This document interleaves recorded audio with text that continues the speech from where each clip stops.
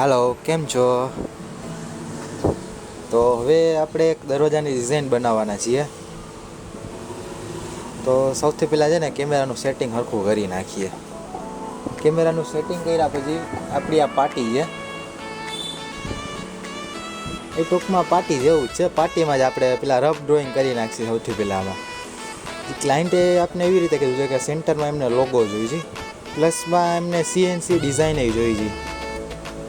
તો સૌથી પહેલાં આપણે પાટીમાં એક રફ ડિઝાઇન કરી નાખીએ છીએ.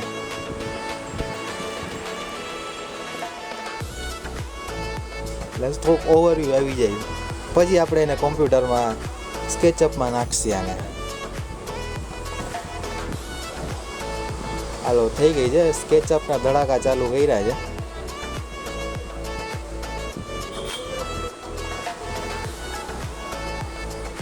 આખી ડિઝાઇન સ્કેચઅપમાં પહેલાં કમ્પ્લીટ થશે. પછી એન્સ્કેપ નામનું એક સોફ્ટવેર છે જેમાં આને રેન્ડર કરવામાં આવશે. જે ફાઇનલમાં આ વિડીયોની એન્ડમાં હું તમને મૂકી દઈશ, જેથી તમને કરીને ખ્યાલ આવે કે ફાઇનલ રિઝલ્ટ આવું થયું છે. ઓકે.